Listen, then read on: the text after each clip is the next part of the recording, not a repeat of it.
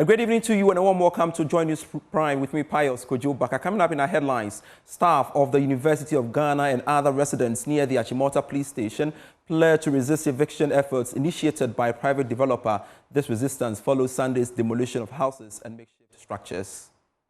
So I want to find out from you, where do you sleep tonight? Where are you going to sleep? Nowhere. We don't have any place to sleep. Also coming up in this bulletin, strong push for the swift passage of the community sentencing bill as advocates fear the justice system is biased against the poor.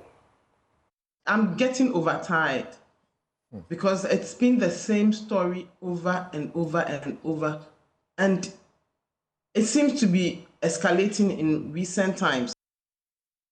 Plus, colleges of education teachers strike getting out of hand as they decide not to call off the strike despite reaching agreement with the government on their demands. We have details of this and more lined up for you. Please stay.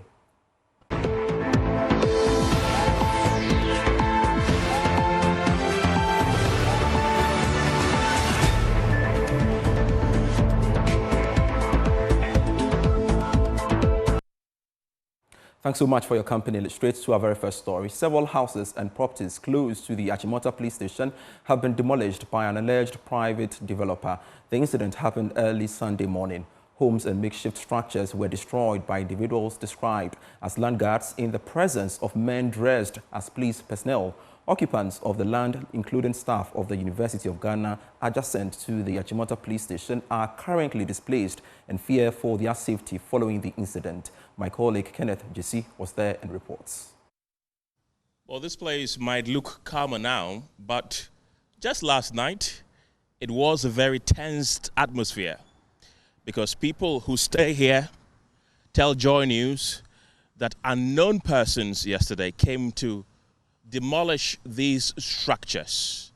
They say they were given a notice just last month to vacate the place.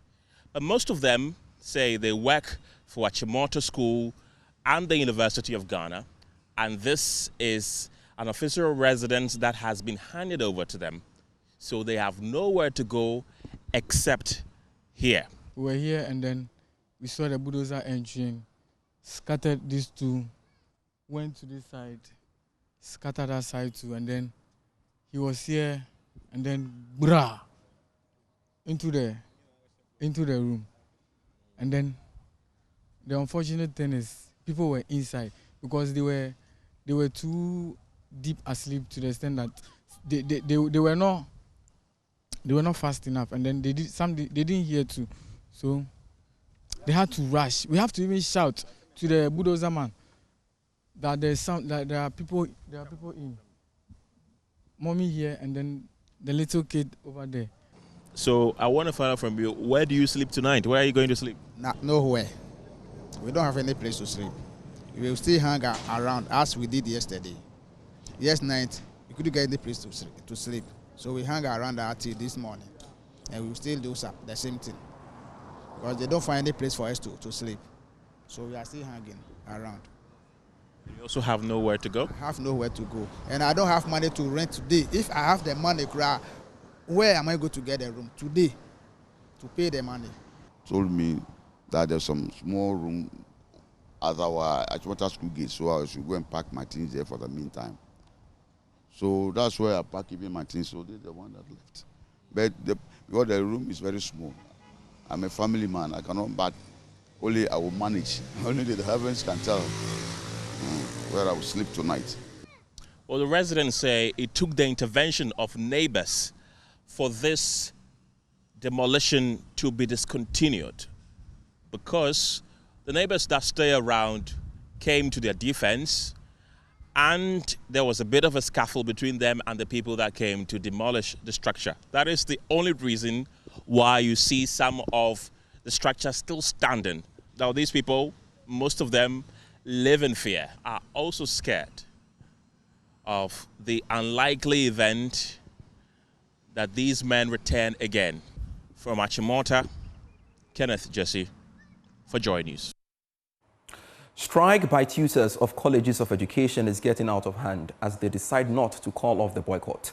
The group have been away from work for nearly 8 weeks, demanding improved working conditions and implementation of an arbitral award granted by the National Labour Commission. Last week, Education Minister Dr. Yao Osei-Duchum said he had reached an agreement and expected CTAC to call off the strike. CTAC, I've reached an agreement with them. I've signed an agreement with them. Minister for Labour has signed. Minister of Finance have signed. CTAC president has signed the agreement. CTAC secretary has signed the agreement. We are just waiting because they told us once you sign this agreement, we'll call off the strike. And so we have to give them time. When was this? When did this happen? We signed it last week, Thursday. We had a long meeting, yeah. We signed it. We have an agreement. We can share a copy with you.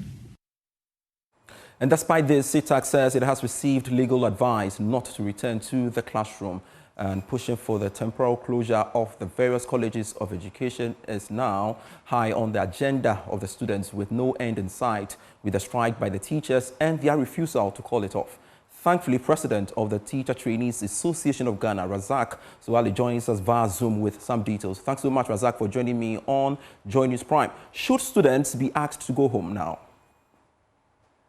Yes, where it has gotten to, we fear that will be one of the results we might be calling for, because students are currently suffering in all the 46 public colleges of education because of this strike. Since 14th of June, this strike has been in session. Students have not had any teaching in the colleges. Yes, though they are dependent on the little resources they've been able to gather from their parents, and some even go through the hustle and bustle of this life to get those resources for themselves. Yes, though they are in the college level, more specifically level 400, having to commit themselves into rental agreements and then bearing all the hardship of this economy. And yes, though there's still no teaching ongoing for about 8 weeks now. We are entering the 8th week now. So it's something that has become unbearable on us as students.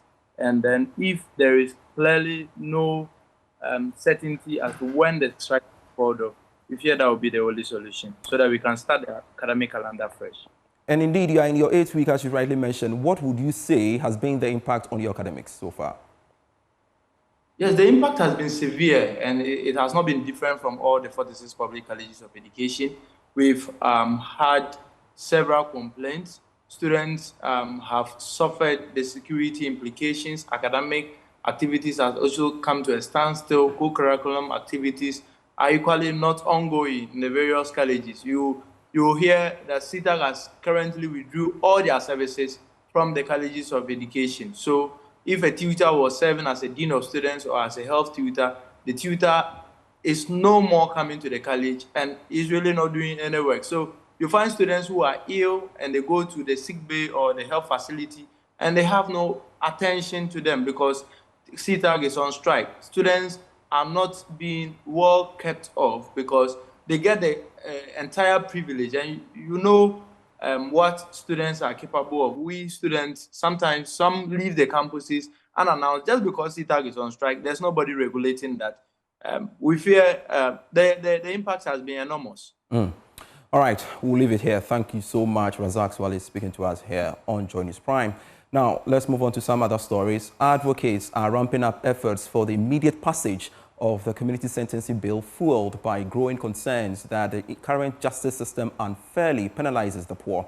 The bill aims to introduce alternative sentencing options like community service to address systematic biases in the justice system. However, since its introduction to Parliament in January, progress has stalled, and there is a looming risk that the legislative process may need to start over if the bill isn't passed in this Parliament. Executive Director for the Commonwealth Human Rights Initiatives Africa Office, Mina Mensah, expressed frustration about the lack of urgency from legislators to pass the bill. She spoke on the law. Getting overtired because it's been the same story over and over and over, and it seems to be escalating in recent times. I think it will be a great benefit to them. Why am I saying this? In the first place, they are already poor. Number one, they're already poor. And some of these are guardians. They come from families. They look after people. So the moment you incarcerate such a person, it means that other people are suffering. And like you said, the law is an ask. You might go in there, but you might not necessarily be guilty. So you come out and there's stigmatization. Also, you know, our system is set up such that judges are limited in the sense, our sentencing regime is quite adversarial. So, for example, you are fined 50 cedis of, let's say, 500 Ghana, because we've had to pay money for people who've been fined 500 Ghana, who couldn't pay, and they've been asked to serve for 6 months. Imagine such a person is working in an organization. Which organization would keep your job open for you for 6 months? And the mere fact that you are an ex-con, it's a no-no. So for the poor, this will be very, very, very instrumental in their lives. Apart from that, apart from the economic benefits, there's also the social benefits. The children of the poor are stigmatized when they come to, if the person is sentenced to a jail term. The family is stigmatized. You know, for a rich person, a lot of rich people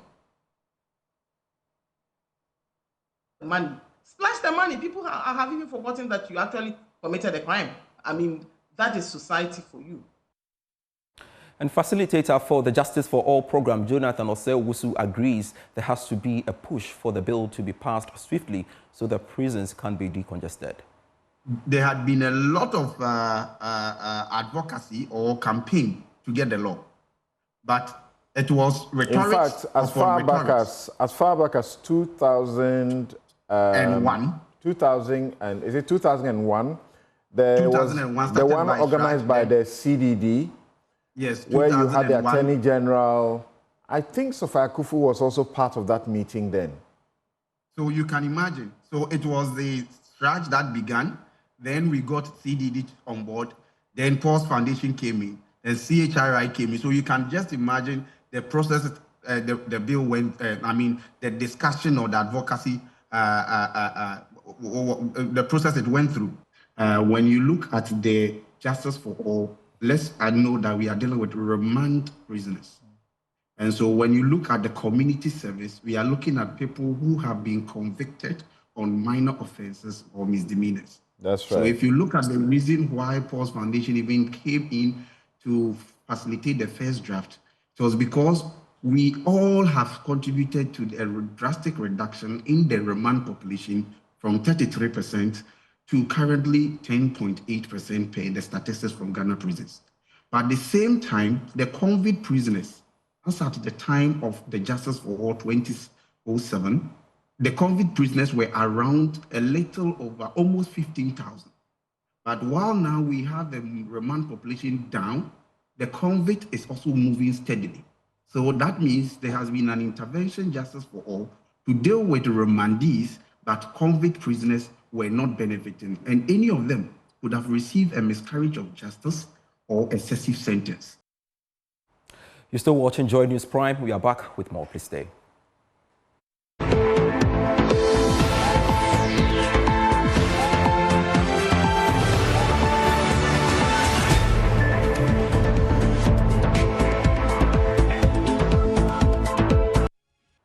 Hello, welcome back to JoyNews Prime. We are your election headquarters, and election headquarters is brought to you by Petrosol, your clean fuel in full quantity, and the Chartered Institute of Management Accountants, the American Institute of Certified Public Accountants, together as the Association of International Certified Professional Accountants, Chopbox Technologies, a convenient service, and Youth Bridge Foundation, bridging the gap for positive youth development. Straight to some politics we have for you. John Dramani Mahama has called the Jubilee House the headquarters of misinformation and urged President Akufo-Addo to clean his house first. President Akufo-Addo, at a summit on misinformation and disinformation last Thursday in Accra, alleged that over the years his political opponents have manufactured fake news to derail his political fortunes. Speaking during his tour of the Upper East region, John Mahama clarified his comments regarding proposals to create a new region from the Boku area, insisting his comment is being misrepresented. He addressed what he says are attempts to create tension between him and the Mamprugu state. Yesterday I went to Boku Naba's palace and he spoke about the issue of carving out another region to encompass the 6 constituencies in this area. And I explained that there were constitutional processes that needed to be gone through, and that the criteria was 1, economic viability, 2, land size, 3, population. And aside from that, a petition must be presented, a commission of inquiry must be set up to look at the feasibility of creating a region. In the evening, I saw a fake news story misrepresenting completely what I said and trying to put me against the Mamprugu state. I never mentioned Mamprugu yesterday at all. I was just comparing land size and region and economic viability and all that. The president condemned misinformation, and he used the Ajapadia document as an example of misinformation. But probably what the president doesn't know is that his office, the Flagstaff House, is the headquarters of misinformation. That is where the fake stories misrepresent what people have said and feed it into the social media. His own office is the headquarters where they do that. And so he should clean his house first before he talks about misinformation in other places. Replacing a phone is a responsibility many defer until it's too late when screens crack or phones are lost due to their rising costs and financial constraints. Credit Mall's new Ascent policy steps in to change that, offering a flexible financial solution that simplifies replacing old devices and keeping up with latest technology without the stress. There's more in the following reports. The stress and inconvenience of losing your phone or having the screen suddenly develop a fault can be overwhelming, especially when faced with the high cost of a new device. In Ghana, this challenge is all too common. But now, there's a game-changing solution on the horizon. Credit Mall has launched an innovative product called Ascent, designed to make smartphone ownership accessible to everyone, regardless of their financial situation. Credit Mall is a buy now, pay later company or consumer financing company. And what we do is to give things to people for them to pay later. Managing Director of Credit Mall, Gerald Yitamki, explained it was a simple process. All Android phones are part of the portfolio. We have Techno, we have Samsung, we have Infinix. We have all the phones that people are using in Ghana. For now, we don't have iPhones, but we hope that maybe later we can add iPhones to the products that we have in the phone. And the payment that you have to make daily are not much. You can pay as low as 9 Ghana cedis a day or about 20 Ghana cedis in a week. Also, we have several plans. Credit Mall has partnered with shops nationwide to make this vision a reality. Gerald Yitamki says patrons will simply need a Ghana card and an active mobile money account. The ordinary Ghanaian with only a Ghana card to be able to get a phone of their choice and pay daily or weekly or monthly. So basically what we are doing is affordability for smartphones and accessibility. We make it affordable for anyone with any income level. All what you need is a Ghana card and make it also accessible for everyone to be able to own a smartphone. Right, so at the moment we have an office in Kumasi, in Asokwa, we are also in Tamale, we are in Accra at Rage, and we are opening up, we are in KJB, we are in Takoradi, we have outlets throughout the country, and we are going to open more outlets going forward. Credit Mall's Ascent policy is a lifeline for many Ghanaians, providing an accessible pathway to owning the latest devices. The initiative is designed to help people stay connected, productive, and up to date with technology without the accompanying financial strain. For JoyNews, Michael Ashale.